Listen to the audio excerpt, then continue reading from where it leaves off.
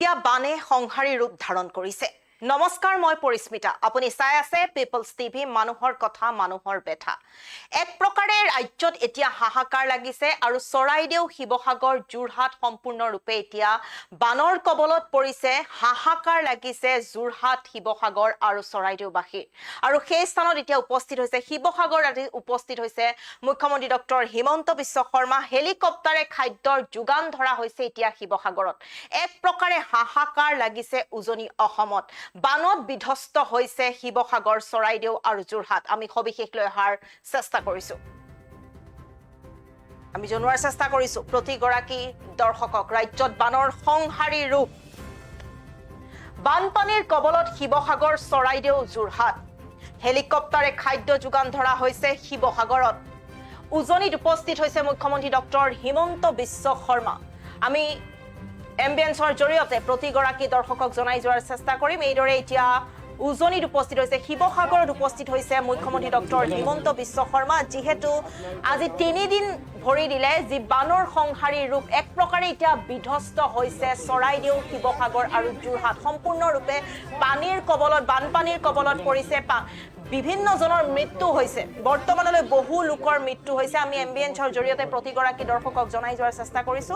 এতিয়া উপস্থিত হৈছেগৈ মুখ্যমন্ত্ৰী ডক্টৰ হিমন্ত বিশ্ব শৰ্মা আৰু যিসকল বানপীড়িত লোক আছে সেই বানপীড়িত লোকসকলৰ মনৰ কথা বুজিবলৈ তেখেতে চেষ্টা কৰিছে। যিসমূহ আচলতে অসুবিধাৰ সন্মুখীন হৈছে সেই সকলোবোৰ এতিয়া জানিবলৈ চেষ্টা কৰিছে। আৰু হেলিকপ্টাৰে শিৱসাগৰত ধৰা হৈছে, খাদ্যৰ যোগান ধৰা হৈছে।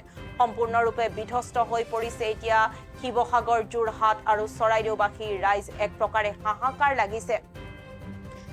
গৃহহীন হৈ পৰিছে বহু লোক। নিজৰ সপোনৰ ঘৰখন হেৰুৱাই কান্দোনত ভাগি পৰিছিল বহু লোকে। কেৱল মানুহ বুলি ক'লে ভুল হ'ব, বিভিন্ন জীৱ জন্তুৰো একে বিলাই হৈছে। আচলতে হাহাকাৰ লাগিছে, থাকিবলৈ ঠাই নাইকিয়া হৈছে। আৰু এইদৰে আচলতে শিবিৰ পাতি এতিয়া বহুজনে নিৰাপদ স্থানত আছেহি। আৰু সেই স্থানত আজি উপস্থিত হৈছে মুখ্যমন্ত্ৰী ডক্টৰ হিমন্ত বিশ্ব শৰ্মা। মুখ্যমন্ত্ৰীগৰাকীয়ে যিসকল বানপীড়িত লোক আছে এই বানপীড়িত লোকসকলৰ লগত কথা পাতিবলৈ চেষ্টা কৰিছে। তেওঁলোকৰ যি মনৰ অনুভৱ, তেওঁলোকক সান্তনা দিছে। আৰু যিসমূহ আচলতে ৰাজ্য চৰকাৰে তেওঁলোকৰ কাৰণে বিশেষ সুবিধাৰ ব্যৱস্থা কৰিছে। হেলিকপ্টাৰে ইতিমধ্যে খাদ্যৰ যোগান ধৰা হৈছে শিৱসাগৰত। বান পৰিস্থিতি চাবলৈ আজি মুখ্যমন্ত্ৰী ডক্টৰ হিমন্ত বিশ্ব শৰ্মা উপস্থিত হৈছেগৈ উজনি অসমত। ভয়াৱহ বানৰ বাবে বাজেট অধিৱেশনৰ স্থগিতৰ প্ৰস্তাৱো বিৰোধী দলপতিয়ে উল্লেখ কৰিছে। স্থগিতৰ প্ৰস্তাৱ বিৰোধী দলপতিৰ। আৰু সেই স্থানত এইদৰে আমি দেখাই যোৱাৰ চেষ্টা কৰিছোঁ এম্বিয়েন্সৰ জৰিয়তে। যিসকল লোকে ঘৰ হেৰুৱাইছে, সপোনৰ ঘৰখন হেৰুৱাইছে, যিসকল লোকৰ সেই সপোনৰ ঘৰখন কষ্ট উপাৰ্জিত ধনেৰে ঘৰখন সাজিছিলে আৰু সেই ঘৰসমূহ এতিয়া কেৱল পানীৰ তলত, পানীয়ে উটুৱাই লৈ গৈছে সেই ঘৰসমূহ। আৰু তাৰ পিছতে এইদৰে শিবিৰ পাতি এতিয়া সকলোৱে নিৰাপদ স্থানত আছে। আৰু বহু লোকৰ আচলতে মৃত্যু হৈছে। উজনিত এক প্ৰকাৰে এতিয়া হাহাকাৰ পৰিস্থিতিয়ে বিৰাজ কৰিছে। আৰু আজি মুখ্যমন্ত্ৰী ডক্টৰ হিমন্ত বিশ্ব শৰ্মা উপস্থিত হৈছেগৈ উজনি অসমত। আমাৰ হাতত মুখ্যমন্ত্ৰীগৰাকীৰ ভাষ্য আছে, আমি ভাষ্য শুনোৱাৰ চেষ্টা কৰিম। চৰাইদেউ, শিৱসাগৰ আৰু যোৰহাট জিলাৰ বান ক্ষতিগ্ৰস্ত ৰাইজক লগ পাবৰ কাৰণে আহিছিলোঁ।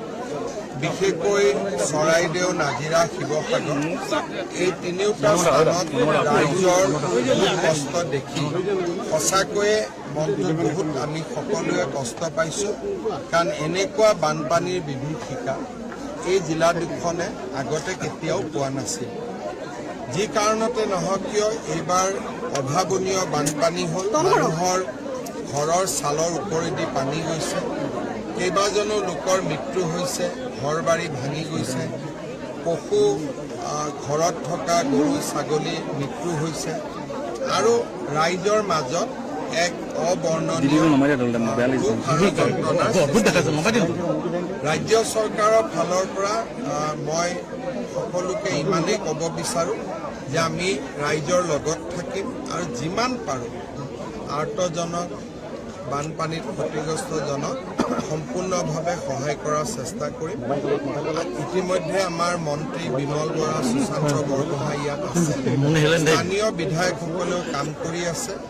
আৰু মই এতিয়া জিলা আয়ুক্তৰ লগতো বহি কি তেওঁলোকৰ অসুবিধা আছে, গুৱাহাটীৰ পৰা কিবা সুবিধা লাগিব নেকি, গোটেইখিনি মই কথা পাতিম আৰু যিমান পাৰোঁ ৰাইজক আজি মোক কৈছে বিধায়ক অখিল গগৈয়ে কৈছে যে আৰু কিছু নাও লাগে মই পঠাই দিয়াৰ ব্যৱস্থা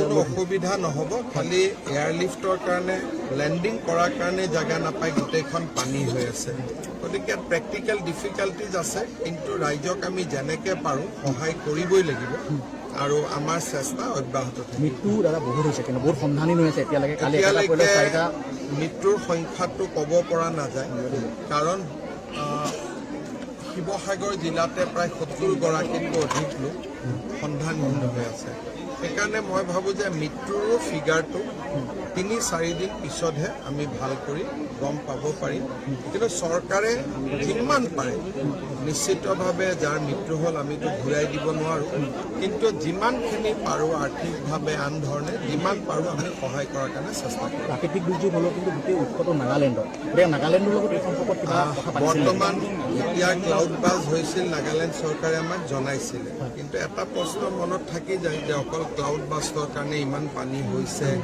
নে তাতে আন কিবাও কথা আছে গতিকে অকল কেইটামান দিন পিছত তাতো মানুহৰ ক্ষতি হৈ আছে কেইটামান দিন পিছত নাগালেণ্ড চৰকাৰৰ লগত আমি কথা পাতিম কাৰণ এইবাৰ হ'ল আগলৈকে যাতে নহয় সেইটো গুৰুত্বপূৰ্ণ কথা সেইকাৰণে তাতনো কিহৰ কাৰণে এইটো হ'ল সেইটো জনাৰ খুবেই প্ৰয়োজন আছে আৰু নাগালেণ্ড চৰকাৰৰ লগত আমি কথা কেন্দ্ৰৰ পৰাতো সহায় কোনো অসুবিধা নাই ইয়াত এটা তেওঁলোকে নীতি নিয়ম বান্ধি দিছে তাৰ ভিতৰত যিমান টকা লাগে আমি দি থাকিব পাৰোঁ সেইকাৰণে বৰ্তমান আমাক 150 কোটি টকা খোজাৰ প্ৰয়োজন নাই আমি নিজেও কৰিব পাৰোঁ কাৰণ কেন্দ্ৰই আমাক 5 বছৰৰ কাৰণে এটা পুঁজি থৈ দিয়ে আৰু তাতকৈ যদি সেইখিনি শেষ কৰাৰ পিছত যদি আৰু পুঁজি লাগে আমি কেন্দ্ৰক ক'ব লাগে বৰ্তমান আৰম্ভ হোৱাই নাই খৰচ কৰাটো আৰম্ভ হওক তাৰ পিছত যদি লাগে কেন্দ্ৰই দিব কেন্দ্ৰৰ পৰা টকা পোৱাত কোনো অসুবিধা নাই এইটোতো স্থায়ী ব্যৱস্থাৰ কথা এনেকুৱা য'ত বানপানী হৈছে তাত আমি মথাউৰি বনাইছোঁ ভগৱানৰ আশীৰ্বাদত এইবাৰ সাধাৰণতে বানপানী হোৱা জেগাত এটাও মথাউৰি বনাই ৰাইজৰ ইমান ক্ষতিও হোৱা নাই এইটো এটা আগতে নোহোৱা নোপোজা ঘটনা এতিয়া ইয়াৰ প্ৰতিকাৰ কি জানিবৰ কাৰণে প্ৰথম বেমাৰটো বুজিব লাগিব যে নাগালেণ্ডত কি হৈছিলে কেইটামান দিন ৰখিলে আমি গোটেই কথাখিনি গম খুব কম সময়ৰ ভিতৰতে অসম চৰকাৰে দ্বিতীয়টো প্ৰাকৃতিক দুৰ্যোগৰ সন্মুখীন হৈছে যি আছে আমিতো জানোৱেই যে অসমত বানপানী আমাৰ এটা এৰাই চলিব নোৱাৰা সমস্যা আমি সাজু হৈ থাকিব লাগে 365 দিন ৰাইজৰ লগত আমি চৰাইদেউ শিৱসাগৰ আৰু যোৰহাট জিলাৰ বান ক্ষতিগ্ৰস্ত ৰাইজক লগ পাবৰ কাৰণে আহিছিলোঁ বিশেষকৈ চৰাইদেউ নাজিৰা শিৱসাগৰ এই তিনিওটা স্থানত ৰাইজৰ কষ্ট দেখি সঁচাকৈয়ে মনটো বহুত আমি সকলোৱে কষ্ট পাইছোঁ কাৰণ এনেকুৱা বানপানীৰ বিভীষিকা এই জিলা দুখনে আগতে কেতিয়াও পোৱা নাছিল যি কাৰণতে নহওক কিয় এইবাৰ অভাৱনীয় বানপানী হ'ল মানুহৰ ঘৰৰ ছালৰ ওপৰেদি পানী গৈছে কেইবাজনো লোকৰ মৃত্যু হৈছে ঘৰ বাৰী ভাঙি গৈছে পশু ঘৰত